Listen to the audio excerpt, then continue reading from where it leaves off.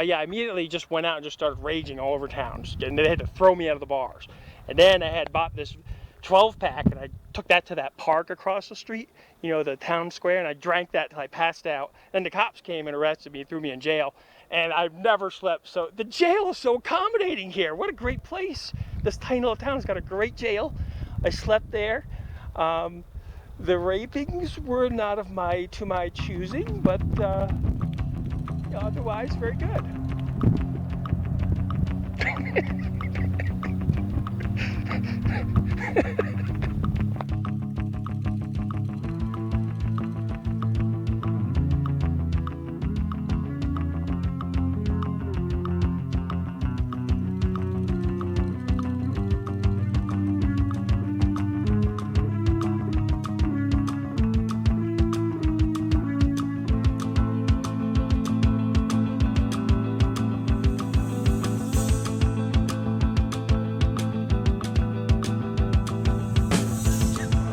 Discovered this banana peel, this delicious banana peel. Now he's searching. Where can it be? Oh, maybe it's over here. I'm a stupid chipmunk. You're a stupid chipmunk. The banana's over here. You can't even understand English. Where you going, man? Come on. This is fun. Here. Before. Oh, it's so funny to be my friend.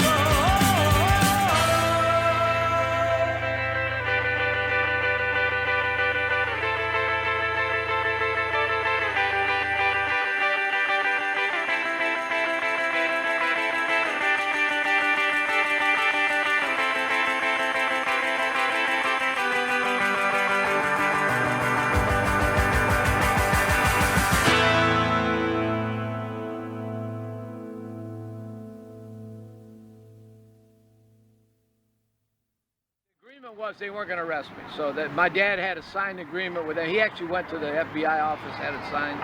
They said, we just want to talk to your son because there's too many young American guys going to jail, you know.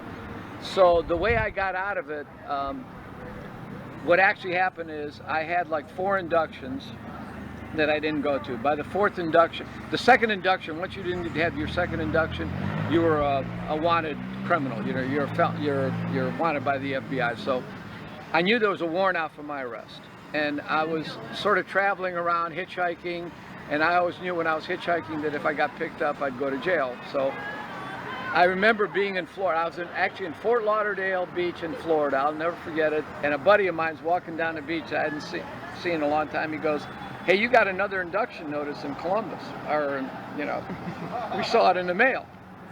And so I finally said, okay, you got to face the music. At some point, you got to. So I went back up north, and I called Kunstler. I don't know if you ever heard of William Kunstler. He was a famous defense attorney, and he was famous for representing people that were draft dodgers. And I called him and I go, "Hey, what's going to happen here?" And he was very nice. He actually did it for free. He goes, "Well, here's what's going to happen. You're going to have to go to the induction, and you're going to have to refuse to take the oath. And they're going to make you walk across the line. You know, there's a line there, and if you don't step over the line, they just arrest you right then. You know, the FBI's waiting in the other room, and so I went to the thing, and they give you a physical. And I had just seen Alice's Restaurant. Have you ever seen Alice's Restaurant? Oh yeah. Okay, so this is Alice's Restaurant. It was just like the. So I go to this induction, and so I had decided, you know, I really don't want to go to jail, but I'm not going to go in the military. So I thought, you know, and Kunstler said, "Listen, do whatever you can. If you can drink a lot of coffee, whatever you can put in your system to make you fail a physical, do it." So I drank coffee like crazy. Anyway, I go in there, and I swear to God, Mark, I am standing, everybody's naked, and everybody's standing pissing in this urinal. And people, I'm watching people dump shit in their urine. I mean, you got a cup, and they're taking shit out of their butt, and they're dumping stuff in their urine, you know, whatever, drugs, whatever, so they fail, and everybody's passing.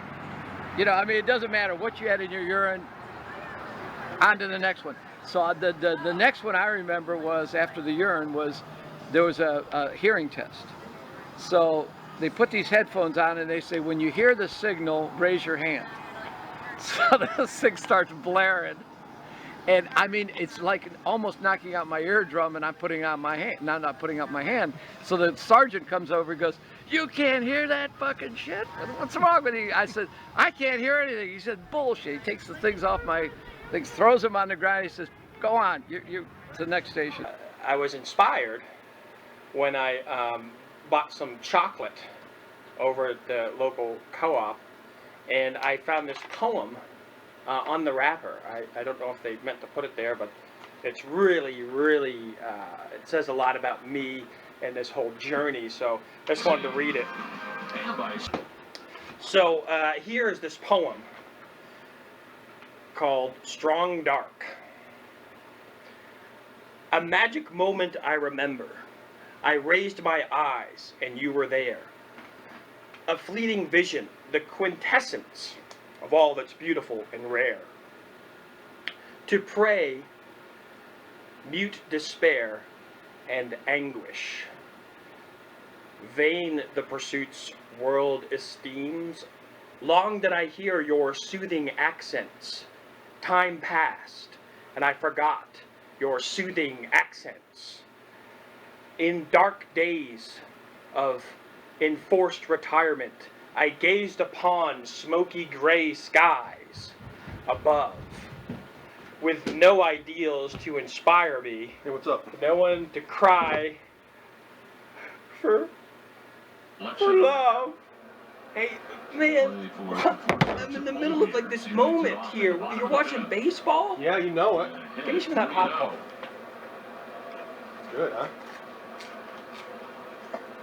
High close and a leadoff walk, so now that's 4 times in 5 innings that the Mets have been the lead runner on. I'm Gary Time for Stevens. Game Break brought to you by Jordan's, the furniture store of the Boston Red Sox. Tom?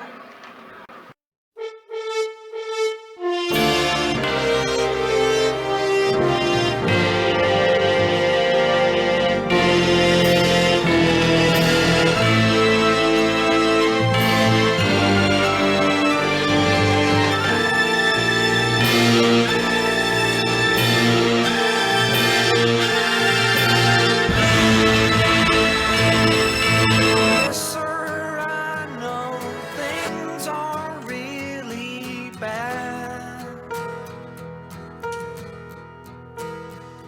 but this one here won't make it to the land.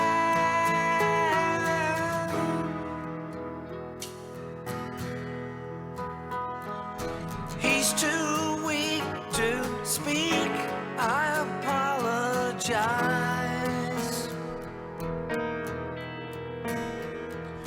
for not being quicker to decide.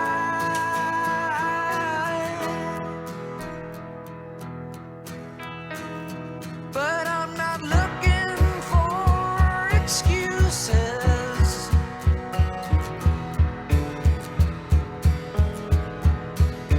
And I don't wanna be a nuisance.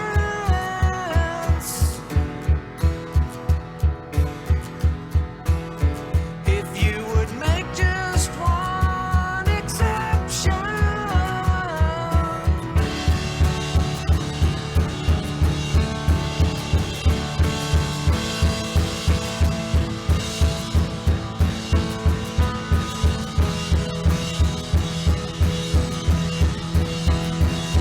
Instead of being bold about it, the captain's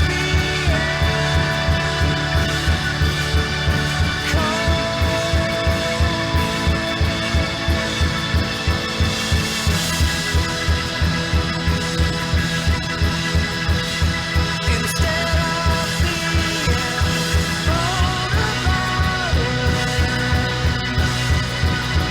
the captain's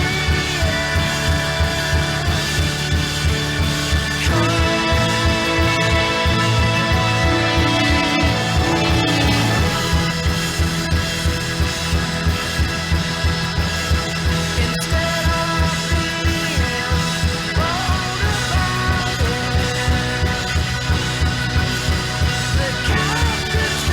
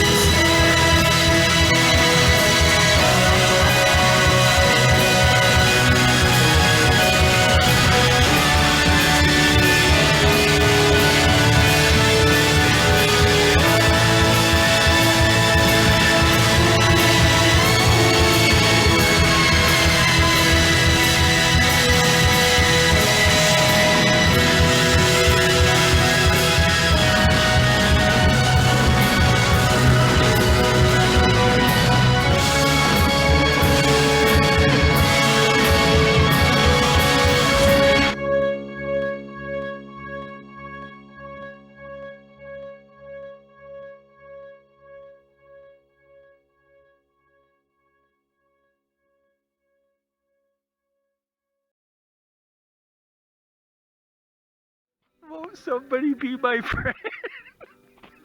Mr. Chipmunk.